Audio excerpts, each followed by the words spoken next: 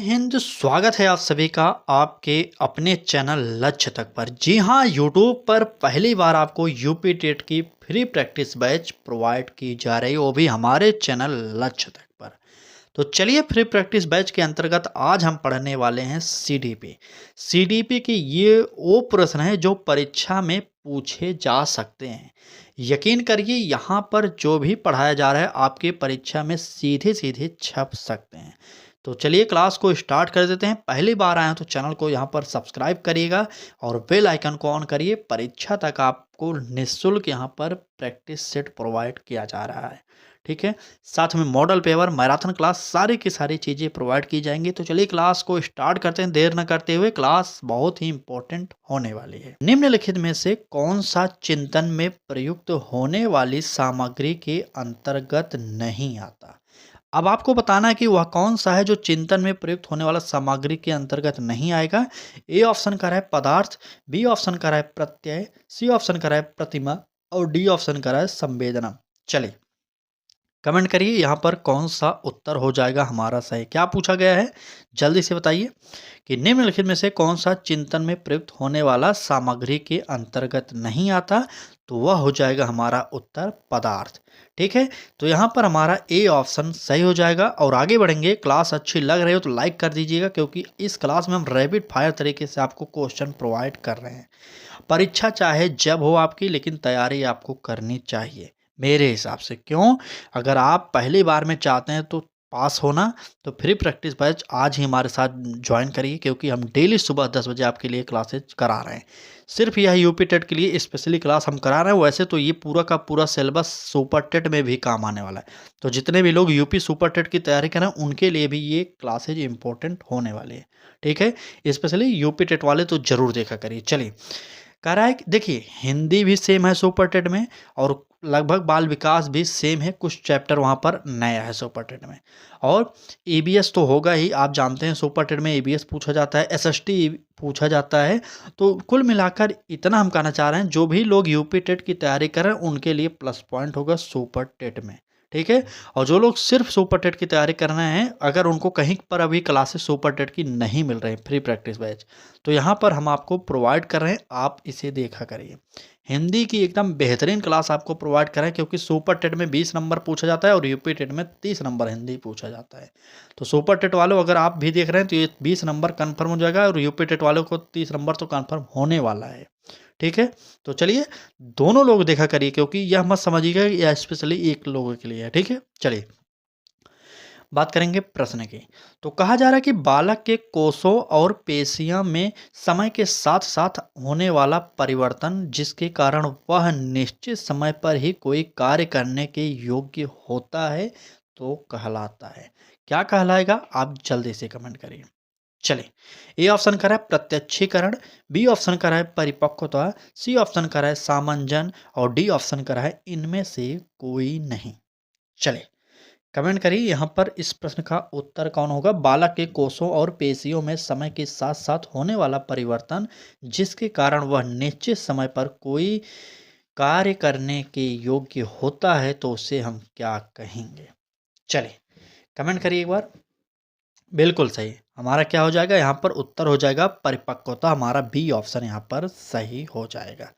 अगला प्रश्न देखेंगे क्या कह रहा है अगले प्रश्न में। तो अगले प्रश्न में कहा जा रहा है कि जब बालक स्वयं परीक्षण करता है और नए कार्यों को अपने अनुभवों के आधार पर सीखता है, वह अधिगम कौन सी विधि होती है? ध्यान से प्रश्न को पढ़िएगा। सीडीपी में 30 नंबर ला सकते हैं आप लोग, ठीक है। सीडीपी बहुत टफ नहीं होती यूपी टेट की। क्यों हम ऐसा बोले? क्योंकि हमने खुद देखा है पेपर, और सीटेट जैसी परीक्षा जो टफ लेता है एग्जाम, उसमें हमने सीडीपी में 30 में 30 किया था पेपर में, ठीक है। तो थोड़ा सा सीडीपी के प्रश्नों को ध्यान से पढ़िएगा, क्योंकि शब्दों का हेर फेर करके ये लोग आपको उलझाने की कोशिश करेंगे परीक्षा में। अगर आप हमारे साथ जुड़े तो हम आपको हर प्रकार के प्रश्न प्रोवाइड कर रहे हैं, ठीक है। देखिए क्या बोल रहा है प्रश्न में कि जब बालक स्वयं परीक्षण करता है और नए कार्यों को अपने अनुभव के आधार पर सीखता है, वह अधिगम कौन सी विधि होती है? स्व अधिगम होगी, सामग्री अधिगम होगी, परीक्षण करके सीखना होगा, या तथ्यात्मक अधिगम होगा? चलिए बताइए उत्तर क्या होने वाला है? और उत्तर होगा बिल्कुल सही, परीक्षण करके सीखता है यहाँ पर बालक, तो इसलिए हमारा यहाँ पर सी ऑप्शन सही हो जाएगा। ठीक?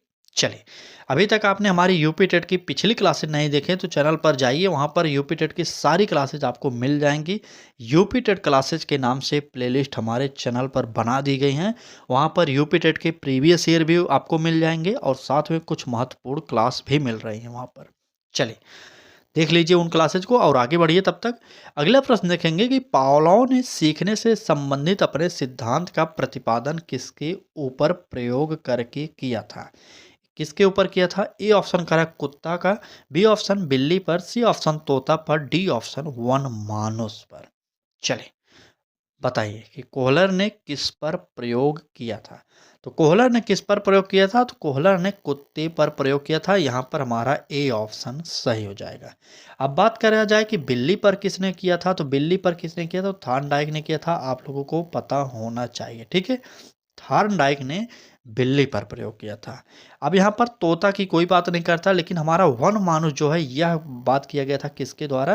तो कोहलर ने वन मानुस पर प्रयोग किया था। और उस वन मानुस का नाम पूछा जाए तो याद कर लीजिए, उस वन मानुस का नाम था सुल्तान। इतना आप जानते रहेगा इस प्रश्न को, ठीक है। चले ये ऑप्शन को सही करेंगे, कुत्ते पर पावलोव ने प्रयोग किया था। तब तक आगे बढ़ेंगे, अगला प्रश्न देखेंगे। चलिए प्रश्न में कहा जा रहा है कि थॉर्नडाइक ने अपने सीखने के सिद्धांत के अंतर्गत कितने नियमों की चर्चा की है?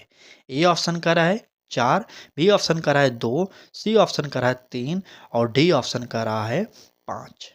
चले कितने नियम की चर्चा किए थे थॉर्नडाइक महोदय ने, यह आपको उत्तर देकर बताना होगा। चलिए जल्दी से कमेंट करिए और उत्तर बता दीजिए। तो देखिए यह प्रश्न आपत्ति हो सकती है इस प्रश्न पर, क्यों? क्योंकि थॉर्नडाइक ने जो नियम दिया था मुख्य रूप से 2 पार्ट में बटा था, प्रथम नियम और गौड़ नियम। यह ऑप्शन जो दिया गया है यहाँ पर गलती हो सकती है, क्योंकि यहाँ पर 3 भी दिया गया है। तो यहाँ पर हम 2 के साथ जाएंगे। क्यों जाएंगे 2 के साथ? उनका प्राथमिक नियम था और द्वितीयक नियम था, ये आप जानते होंगे। और यहाँ पर कहा जा रहा है कि थॉर्नडाइक ने अपने सीखने के सिद्धांत के अंतर्गत कितने नियमों की चर्चा की थी। तो बात एक ही है कि 2 नियमों पर चर्चा की थी। हम पूरा डिटेल बता दे रहे हैं, आप परीक्षा में ऑप्शन के अकॉर्डिंग जाइएगा, ठीक है। लेकिन यहाँ पर 2 होगा, ठीक। कुछ लोग 3 भी मार रहे हैं। क्यों मार रहे हैं? क्योंकि प्राथमिक नियम में इन्होंने 3 पॉइंट बताए थे। कौन कौन से थे वह आप जानते होंगे, ठीक है। प्राथमिक नियम में 3 नियम थे, इनका पॉइंट था 3 था, और द्वितीयक नियम में इनका 5 पॉइंट था, ठीक है। इस प्रकार से 8 पॉइंट इन्होंने बताया था। लेकिन यहाँ पर कहा गया कितने नियमों की चर्चा की, तो हम कह सकते हैं कि 2 नियमों पर चर्चा की या 3 नियम मारिए। चलिए कितने नियमों पर चर्चा की थी? ये मुख्य रूप से 3 नियमों पर चर्चा किए थे, ठीक। लेकिन इनका सिद्धांत 2 पार्ट में बटा था, इतना आप जानते रहेगा, ठीक है। प्रभाव का नियम, तत्परता का नियम, अभ्यास का नियम नियम ये 3 थे, आप लोगों को याद होना चाहिए। पहला था प्रभाव का नियम, नोट कर लीजिएगा, प्रभाव का नियम, तत्परता का नियम, ठीक है, तत्परता का नियम, और आखिरी कौन था? अभ्यास का नियम, ठीक। तो ये 3 थे, इसके अंतर्गत आप लोगों को पता होना चाहिए थॉर्नडाइक ने मुख्य रूप से 3 सिद्धांतों पर बात किया था, ठीक है। चलिए हम इस प्रश्न का उत्तर सी ऑप्शन को सही करेंगे। लेकिन ऑप्शन के अकॉर्डिंग मैंने बताया था ना कि इन्होंने अपने सिद्धांत को 2 पार्ट में बांटा था, प्राथमिक नियम और गौड़ नियम या द्वितीयक नियम, ठीक है। इतना आप जानते रहिएगा। जिस तरीके से आपको ऑप्शन मिल जाए परीक्षा में उसी प्रकार से आपको सही करना है, ठीक है। थॉर्नडाइक के बारे में अगर आप इतना जानते रहेंगे, अगर थॉर्नडाइक से प्रश्न पूछेगा तो यहीं से पूछा जाएगा। चलिए अगला प्रश्न देखते हैं क्या कह रहा है अगले प्रश्न में। और जितने भी लोग हमारी क्लास को फेसबुक पर देख रहे हैं वहाँ पर भी फॉलो करिए, क्योंकि वहाँ पर भी क्लासेज आपको डेली प्रोवाइड की जा रही है, ठीक है। फेसबुक को फॉलो करिए और यूट्यूब पर हैं तो यूट्यूब पर भी जुड़िए हमारे साथ। चलें अगले प्रश्न को देखते हैं क्या कह रहा है कि निम्नलिखित में से कौन सा अर्जित अभिप्रेरणा के अंतर्गत आता है? अर्जित अभिप्रेरणा किसे कहते हैं? जो हमें जन्म से न मिला हो, जो हमें ईश्वर ने न दिया हो, हमें समाज से मिला हो, उसे हम क्या कहेंगे? क्या कहते हैं? अर्जित अभिप्रेरणा। जो समाज में मिला हो, समाज से मिलता है हमें, उसे ही अर्जित अभिप्रेरणा कहा जाता है, ठीक है। जन्मजात अभिप्रेरणा जो हमें जन्म से ही प्राप्त होते हैं उसे हम जन्मजात अभिप्रेरणा कहते हैं, इतना आप जानते रहिएगा। ठीक है। तो चलिए बताइए कौन सा है अर्जित अभिप्रेरणा? क्या प्यास है, भूख है, निद्रा है या प्रतिष्ठा है? चलिए कौन सा होगा उत्तर यहाँ पर जल्दी से कमेंट करके बताइए आप लोग। तो जानते हैं मैंने बताया कि जन्म से क्या क्या यहाँ पर मिला, तो प्यास मिलती है, प्यास लगती है छोटे बच्चों को भी, भूख तो लगती है ये आप जानते हैं, निद्रा वो तो सोते हैं। लेकिन यहाँ पर जो प्रतिष्ठा ऑप्शन में डी ऑप्शन में दिया गया है, यह प्रतिष्ठा जो है हमें अर्जित करनी पड़ती है और समाज में यह सब कार्य होता है। या इस प्रकार से हम कह सकते हैं प्रतिष्ठा जो है यह अर्जित अभिप्रेरणा होती है। इस प्रश्न का उत्तर हमारा डी ऑप्शन सही हो जाएगा। ठीक। चलिए अगला प्रश्न देखेंगे। अगले प्रश्न में क्या कहा जा रहा है, तो अगले प्रश्न में कहा जा रहा है कि सीखी गई सामग्री, बहुत ही इंपॉर्टेंट है, सीखी गई सामग्री को पुनः स्मरण रखने की असफलता कहलाती है। क्या कहलाएगी? विस्मरण कहलाएगी, स्मरण कहलाएगी, उपयुक्त दोनों कहलाएगा या इनमें से कोई नहीं? चलिए कमेंट करिए। सीखी गई सामग्री को पुनः स्मरण रखने की असफलता कहलाती है, तो क्या कहलाएगी? एक बार कमेंट करके उत्तर आप लोग जल्दी से बताइए। तो आप जानते हैं ना, जब सीखी गई जो स्मृति होती है अगर हम पुनः स्मरण नहीं कर पाते तो उसे हम क्या कहेंगे? उसे कहेंगे विस्मरण। यह प्रश्न यूपी टेट में बहुत बार पूछा गया है और जितने भी लोगों ने बेटी से किया होगा तो वहाँ पर भी ये प्रश्न पूछा गया है, क्योंकि यह प्रश्न बहुत ही इम्पोर्टेंट है, यह नोट करिएगा। ठीक है, यह प्रश्न इम्पोर्टेंट है। चले ए ऑप्शन को सही करेंगे और आगे बढ़ेंगे। अगला प्रश्न देखेंगे क्या कह रहा है।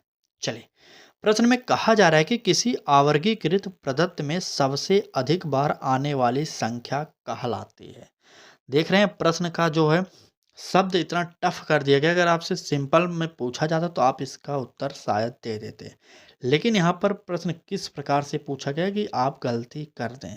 ठीक है, तो अगर आप हमारे साथ जुड़े रहें तो इसका मतलब आप तैयारी को लेकर थोड़ा सा चिंतित जरूर हैं, तो टेंशन खत्म करिए। अगर आप हमारे चैनल पर पहुँच गए हैं तो हम आपको यकीन दिलाते हैं कि हम आपको एक से एक प्रश्न प्रोवाइड करेंगे जो शायद आपसे पहले आपने देखा नहीं होगा। ठीक। चलिए प्रश्न पहले पढ़िए, अभी लास्ट में हम बात करेंगे क्या तैयारी करें, कैसे करें, कौन सी बुक लें, ये सब लास्ट में बताएंगे। ठीक है। चलिए क्या पूछा गया था? किसी अवर्गीकृत प्रदत्त में सबसे अधिक बार आने वाली संख्या कहलाती है, तो क्या कहलाएगी? माध्य कहलाएगी, बहुलक कहलाएगी, माध्यिका कहलाएगी या इनमें से कोई नहीं? चलिए सबसे अधिक बार आने वाली संख्या को क्या कहेंगे? तो हम कहते हैं बहुलक। ठीक है, तो यहाँ पर बी ऑप्शन हमारा सही हो जाएगा। अगला प्रश्न देखेंगे क्या कह रहा है अगले प्रश्न में।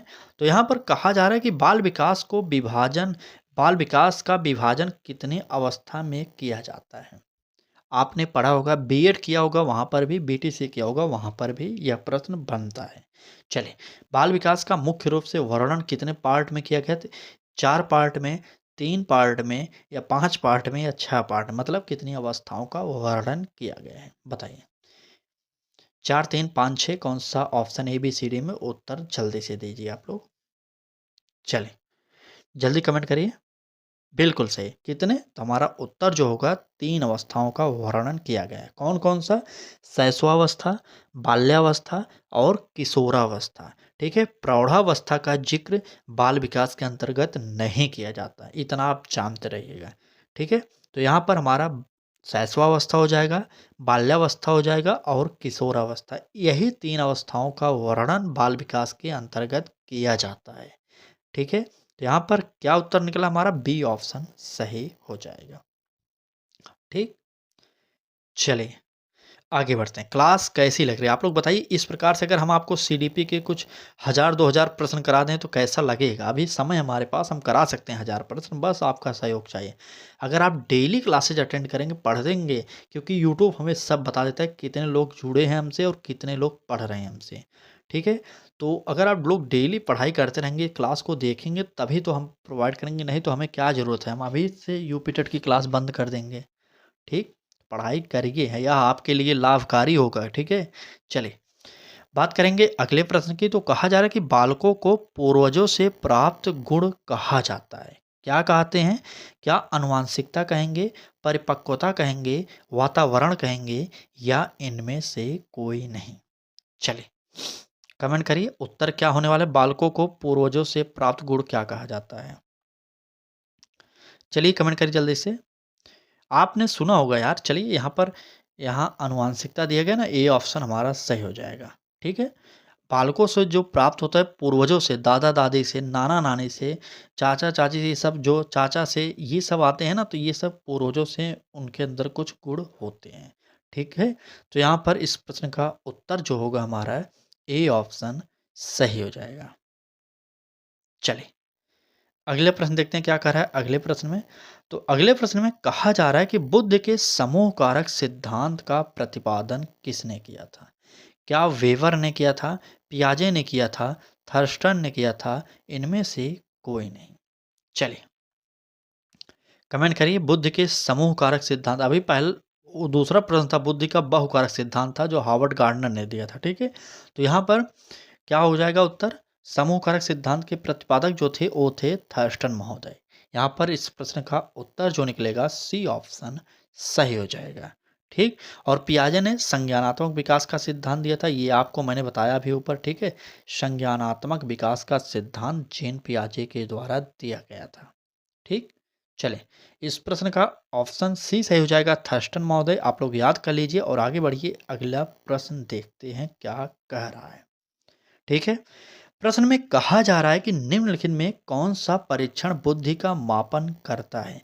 क्या सीएटी करेगा या टीएटी करेगा या एमएटी करेगा या भाटिया बैटरी करेगा? बुद्धि का परीक्षण वह कौन सा है जो करता है, ये आपको बताना है। चलिए कमेंट करिए। ठीक ठीक, कमेंट एकदम बढ़िया से। देख रहे हैं यहाँ पर सबसे अलग जो ऑप्शन दिख रहा है वही हमारा ऑप्शन सही हो जाएगा। जो भाटिया बैटरी है यही हमारा डी ऑप्शन यहाँ पर सही हो जाएगा। ठीक है, भाटिया बैटरी जो है परीक्षण ये हमारा बुद्धि का परीक्षण करता है, और सीएटी और टीएटी ये दोनों जो हैं ये दोनों व्यक्तित्व का परीक्षण करते हैं। ठीक है, ये दोनों व्यक्तित्व का परीक्षण करते हैं, इतना आप जानते रहिएगा। ठीक, समझ गए ना? सीएटी और टीएटी व्यक्तित्व परीक्षण करते हैं। बाकी जो भाटिया बैटरी परीक्षण दिया गया है यह परीक्षण किसका करता है? तो यह करता है बुद्धि का। चलिए डी ऑप्शन को सही करेंगे और आगे बढ़ेंगे। अगला प्रश्न देखेंगे क्या कह रहा है। कहा जा रहा है कि वह मानवीय जिसके आधार पर वह किसी नवीन रचना या विचार को प्रस्तुत करता है कहलाता है। क्या कहलाती है ये आपको बताना है। क्या है? अभिसरण होगा, कल्पना होगा, सृजनात्मक होगा या तर्क होगा? चलिए जल्दी से कमेंट करिए। क्या पूछा गया था प्रश्न में? चलिए जल्दी कमेंट करिए जल्दी से।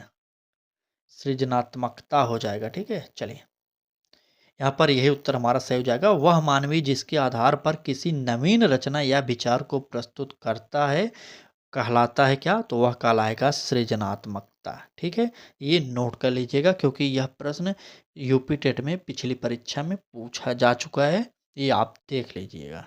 ठीक है, अगर अभी तक आपने यूपी टेट के प्रीवियस ईयर प्रश्नों को सॉल्व नहीं किया तो टेंशन मत लीजिए, हमारे चैनल लक्ष्य तक पर सारी चीज़ें आपको प्रोवाइड हो चुकी हैं। ठीक है, क्योंकि लक्ष्य तक इकलौता टीचिंग एग्जाम है जो आपके लिए तत्पर है, वो भी निःशुल्क पढ़ाने के लिए।